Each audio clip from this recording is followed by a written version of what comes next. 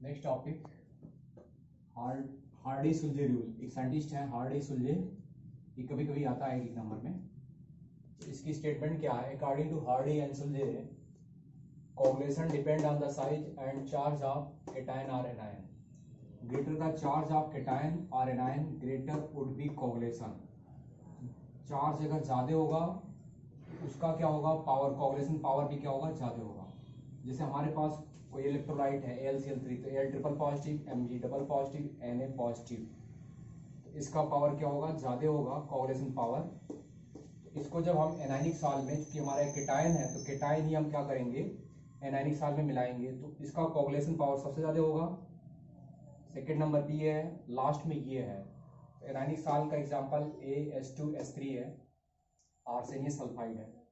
Next है, आप देख रहे हैं FeCl6 4 नेगेटिव है, greater than PO4 triple negative, greater than SO4 double negative, greater than Cl minus. आप देख रहे हैं इस पे नेगेटिव है, तो इसका मतलब ये क्या है? ये जो इलेक्ट्रोलाइट है इसका जो नेगेटिव चार्ज है ये पॉजिटिव क्लोराइड के लिए होगा। तो ये फॉर केटायनिक साल। केटायनिक साल में ये होता है फेरिक हाइड्रोक्साइड होता है, तो इसको कोगुलेट करने के लिए सबसे ज्यादा ये इफेक्टिव होगा। सेकेंड नंबर पे ये होगा, लास्ट में आपका ए होगा। तो याद रखिएगा, एनायनिक साल के लिए आप पॉजिटिव लाते हैं और केटायनिक साल के लिए आप नेगेटिव इलेक्ट्रोलाइट, नेगेटिव चार्ज का एनायन जो होता है वो रिएक्ट करता है। तो आप देख रहे हैं कि जिसकी बैलेंसी ज्यादा है उसका कोगुलेशन पावर भी ज्यादा है। तो लास्ट में एक लाइन आप नोट कर लेंगे, coagulation power, coagulation power directly proportional to valency. तो आप देख रहे हैं, अगर इसकी बात हम करें तो जितनी भी आप चीजें देख रहे हैं, अगर हम पूछें आपका कोगुलेशन पावर किसका ज्यादा है, Mg डबल प्लस या Cl या Na प्लस, तो आप इसका बताएंगे। इसी का एक जस्ट रिवर्स टर्म है, ये पावर है। जैसे हम एल्युमिनियम ट्रिपल पॉजिटिव की बात करें तो ये क्या होगा? Na पॉजिटिव से क्या होगा? 3 टाइम्स ज्यादा होगा, आप देख रहे हैं। और Mg का जो पावर है Na पॉजिटिव से 2 टाइम्स ज्यादा है, तो ये 3 टाइम्स ज्यादा है, ये 2 टाइम्स ज्यादा है। तो जिसका पावर क्या होगा? ज्यादा होगा, उसकी क्वांटिटी आपको क्या करना होगा? कोलाइड में कम मिलानी पड़ेगी। तो जब हम क्वांटिटी के रिस्पेक्ट में बात करते हैं तो वैल्यू की बात करते हैं, उसका नाम होता है फ्लोक्लेशन वैल्यू। तो coagulation power directly proportional to valency है। और नेक्स्ट है फ्लोक्लेशन वैल्यू।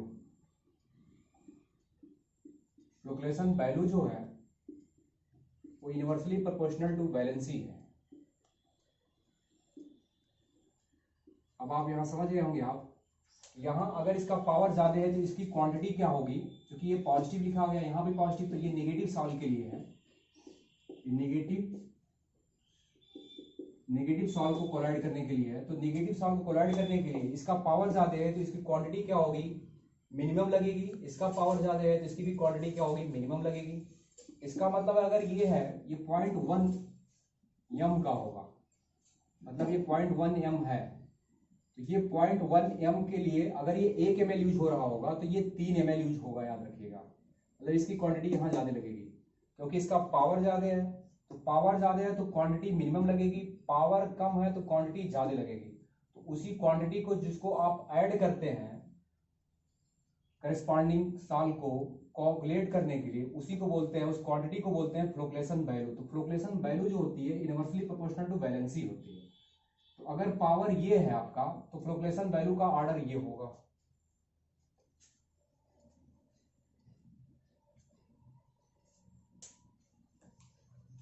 जैसे Mg double plus Na positive, तो कोगुलेशन पावर ये है, लेकिन जब फ्लोक्लेशन वैल्यू की पावर आएगी तो इधर होगा।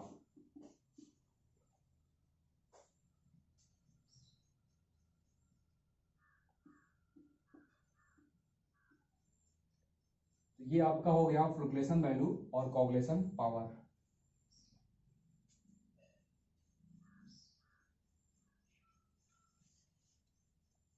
एग्जाम्पल देखते हैं कोगुलेशन पावर के लिए। जैसे आपका क्या है, AH2 AH3 है आर्सेनियस सल्फाइड है और बगल में H डबल नेगेटिव है, इसका मतलब ये क्या है, नेगेटिव क्लोराइड है। ये नेगेटिव सॉल है, नेगेटिव क्लोराइड है। अब इसी को हमें क्या करना है, कोगुलेट करना है। तो कोगुलेट करने के लिए अगर ये नेगेटिव है तो हमें क्या करना होगा, पॉजिटिव आयन लाना होगा। तो ये हमारा इलेक्ट्रोलाइट है। तो ये इलेक्ट्रोलाइट जो है Al ट्रिपल पॉजिटिव भी, चाहे ये ले लेंगे चाहे ये ले लेंगे। तो अगर ये ले लेंगे तो ये इन्हें पॉजिटिव देगा, तो ये लेंगे तो ये ट्रिपल पॉजिटिव देगा। तो ये क्या होगा, ये भी 0.1 m है, ये भी 0.1 m है। तो अगर ये 0.1 m लगेगा तो ये जो है 0.1 m का अगर 1 ml लगता है तो ये 0.1 m का 3 ml लगेगा। तो आप देख रहे हैं यहाँ क्वांटिटी कम है, यहाँ क्वांटिटी ज्यादा है। इसका मतलब यहाँ क्वांटिटी कम है तो इसका मतलब इसमें पावर ज्यादा है। पावर ज्यादा होने का मतलब आप यहाँ लिख सकते हैं Al ट्रिपल पॉजिटिव जो है ये मोर इफेक्टिव है, more effective for coagulation than Na positive. इसका मतलब इसका अगर पावर ज्यादा है तो इसकी वैल्यू, फ्लोक्लेशन वैल्यू क्या होगी, कम होगी, क्योंकि कोगुलेशन पावर जो होता है डायरेक्टली प्रोपोर्शनल टू वैलेंसी होती है और फ्लोक्लेशन वैल्यू जो होती है इनवर्सली प्रोपोर्शनल टू वैलेंसी होती है। तो वैलेंसी ज्यादा, कोगुलेशन पावर ज्यादा, वैलेंसी कम, कोगुलेशन वैल्यू ज्यादा। इस तरीके से नेक्स्ट एग्जांपल हम इसका देखते हैं, Fe2O3 into XH2O Fe triple positive. तो आप देख रहे हैं ये क्या है, अगर इस ब्रैकेट के बगल में पॉजिटिव है तो इसका मतलब ये पॉजिटिव क्लोराइड है। और इस पॉजिटिव क्लोराइड को कोगुलेट करने के लिए आपको क्या करना होगा, कोई नेगेटिव इलेक्ट्रोलाइट का नेगेटिव आयन ही आएगा। तो यहां से जो आएगा वो Cl नेगेटिव आएगा और यहां से जो आएगा वो PO4 ट्रिपल नेगेटिव आएगा। तो आप देख रहे हैं इसमें मोर बैलेंसी है, तो ये क्या है, मोर इफेक्टिव होगा। तो ये इसको, इसकी अमाउंट कम लगेगी और इसकी अमाउंट क्या करेगी, ज्यादा लगेगी। इसका पावर ज्यादा होगा तो इसकी क्वांटिटी कम होगी, इसका पावर कम है तो इसकी क्वांटिटी ज्यादा होगी। तो पावर ज्यादा कोगुलेशन पावर से रिलेटेड है और क्वांटिटी से जो रिलेटेड टर्म है वो फ्लोक्लेशन वैल्यू है, फ्लोक्लेशन वैल्यू है। तो ये आपका ये टॉपिक था। लास्ट टॉपिक है आपका gold number. Next we discuss about protection of colloid. Colloid का प्रोटेक्शन कैसे करेंगे। इसमें जो आपने पढ़ा lyophilic, lyophilic colloid, lyophilic colloid जो होता है, लायोफिलिक याद रखिएगा ये वाटर अट्रैक्टिंग होता है,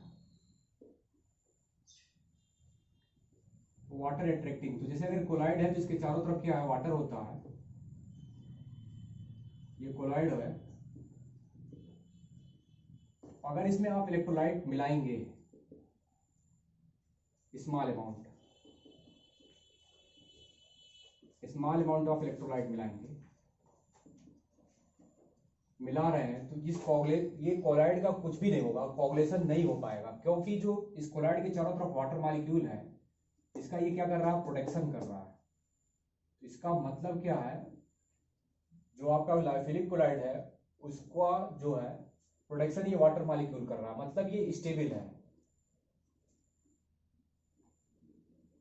तो इसके प्रोटेक्शन के लिए सबसे इंपॉर्टेंट बात क्या है कि अगर या तो निगेटिव होगा या तो पॉजिटिव होगा, तो इसमें जो चार्ज होते हैं, अगर मान लीजिए नेगेटिव नेगेटिव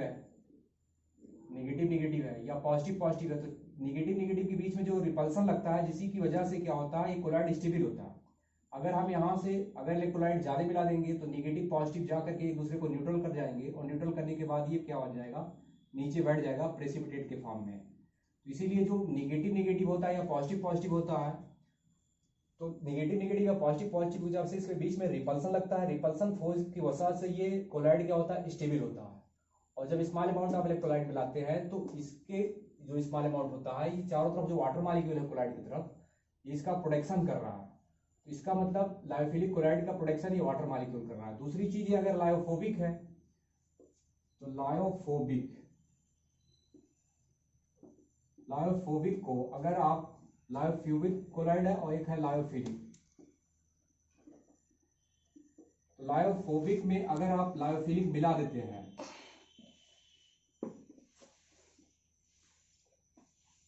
फिलिक मिला देते हैं, तो प्रॉब्लम देखिए, लायोफोबिक में लायोफिलिक मिलाते हैं तो इसके चारों तरफ क्या होता है, वाटर मॉलिक्यूल की एक सीट बन जाती है और ये जो लायोफिलिक क्या है, लायोफोबिक के लिए प्रोटेक्शन का काम करता है, प्रोटेक्शन का काम करता है। तो लायोफिलिक प्रोटेक्शन का काम करता है, और लायोफोबिक की क्या होती है, ये प्रोटेक्टेड है, ये प्रोटेक्टेड कोलाइड है, प्रोटेक्टेड कोलाइड क्यों है, क्योंकि ये लायोफोबिक है, इसके चारों तरफ क्या वाटर मॉलिक्यूल आ गया है, और वाटर मॉलिक्यूल जब आ गया है तो जब आप इसमें इलेक्ट्रोलाइट आप क्या करेंगे, मिलाएंगे, तो वाटर मॉलिक्यूल को स्मॉल अमाउंट मिलाएंगे। याद रखिएगा, जब भी मिलाएंगे इलेक्ट्रोलाइट तो स्मॉल अमाउंट में मिलाएंगे, तो स्मॉल अमाउंट में मिलाएंगे तो ये क्या करेगा, इस लेयर को क्रॉस नहीं कर पाएगा, और क्रॉस नहीं कर पाएगा तो इसका प्रोटेक्शन हो जाएगा। तो इसका मतलब क्या हुआ, ये प्रोटेक्टेड कोलाइड है। और किसके द्वारा प्रोटेक्टेड है, लायोफिलिक के द्वारा। तो ये प्रोटेक्टेड कोलाइड आपका कौन बना, लायोफोबिक।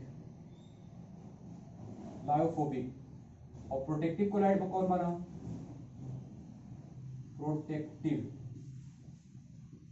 प्रोटेक्टिव कोलाइड आपका जो बना वो लायोफिलिक है, फिलिक कोलाइड है। तो प्रोटेक्टिव कौन है, लायोफिलिक है, और प्रोटेक्टेड कौन है, लायोफोबिक है। और this whole process is known as protection of colloid. तो ये भी बहुत जनरल टर्म है। Now we discuss about gold number.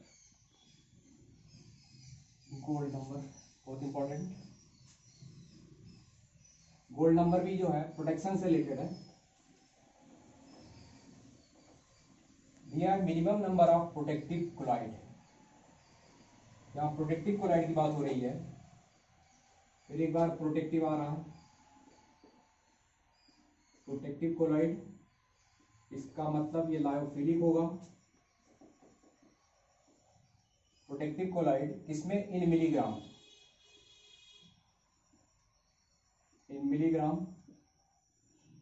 required to just prevent the coagulation of 10 ml of a given solution of gold salt. ये 10 ml of gold salt है, where 1 ml of 10% NaCl is present. ये NaCl है, ये 10% है concentration, इसका 1 ml यहाँ होगा,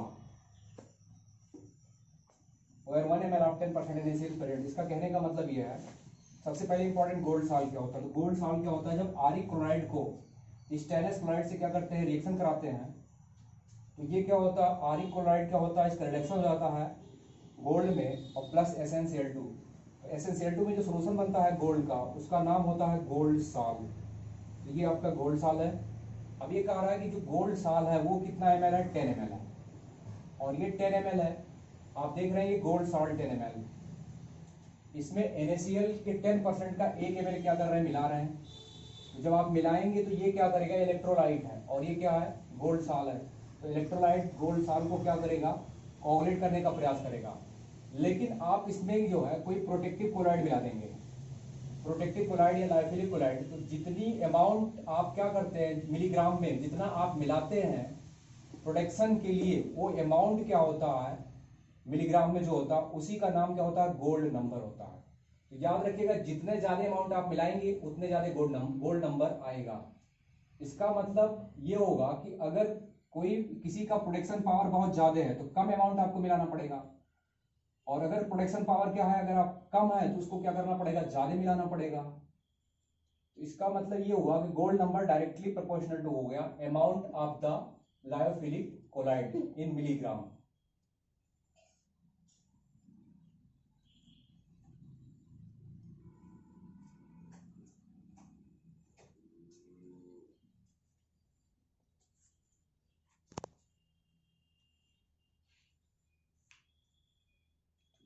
number से करते हैं, इससे क्लियर हो जाएगा। लिखा है 50 milligram of x prevent the 100 ml colloidal gold salt, colloidal salt, the gold number is, तो इसका गोल्ड नंबर क्या होगा। तो याद रखिएगा इसका गोल्ड नंबर क्या है। तो बाय डेफिनेशन आप याद रखिएगा 10 ml जो है गोल्ड सॉल्ट दिया गया था। तो यहां जो है 100 100 ml को कौन प्रिवेंट कर रहा है? 250 मिलीग्राम। 100 ml, ये ml नहीं है, मिलीग्राम। तो 100 ml गोल्ड सॉल्ट को प्रिवेंट कौन कर रहा है? 250 milligram of substance, 250 milligram of x prevent कर रहा है कोगुलेशन से। तो बाय डेफिनेशन आपने देखा कि डेफिनेशन में क्या है, 10 ml गोल्ड सॉल्ट। तो 10 ml gold salt, 10 ml gold salt के लिए, गोल्ड सॉल्ट के लिए कितने ग्राम की जरूरत पड़ेगी? मिलीग्राम की जरूरत पड़ेगी। तो आप यहां सॉल्व कर सकते हैं इंटू 100, तो ये कट जाएगा, तो ये आपका आ गया 250 मिलीग्राम। अब एक कंक्लूजन की लाइन ये है कि अगर जिसका गोल्ड नंबर कम होगा उसका प्रोटेक्शन पावर ज्यादा होगा। तो एक important line, gold number inversely proportional to protection power, ये है। तो ये आपका टॉपिक गोल्ड नंबर।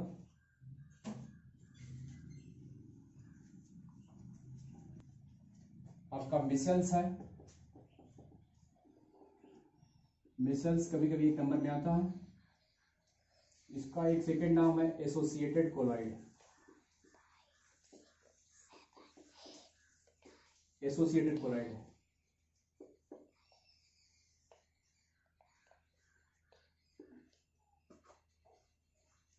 इसमें जो है एग्जांपल ले रहे हैं सोडियम स्टीरेट का। इसको जब आप तोड़ेंगे और प्लस Na पॉजिटिव, ये जो है आपका, ये पोर्शन, और ये जो है आपका C17H35, तो ये पोर्शन जब आप बनाएंगे तो ये इसका नाम देंगे टेल। 1 2 3 4 5 6 7 8, जैसे यही है।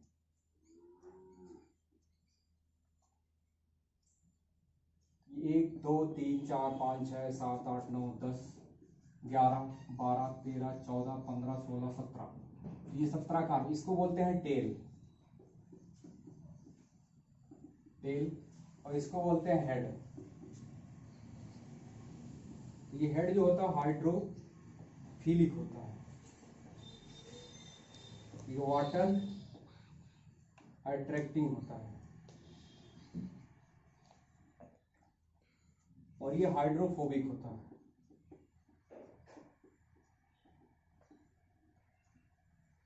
ये वाटर हीटिंग होता है, वाटर हीटिंग।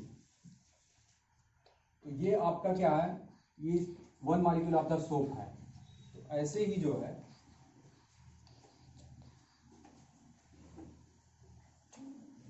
जब डर्टी पार्ट को जो है, डर्टी पार्ट पे आप साबुन रब करते हैं, ये मान लीजिए आपका क्या है, डर्ट है। इसमें जो साबुन के पार्टिकल होते हैं उसका जो टेल रीजन होता है, ये हेड है, हेड है, ये हेड है, ये हेड है, तो ये सब हेड है। तो इस तरीके से जो है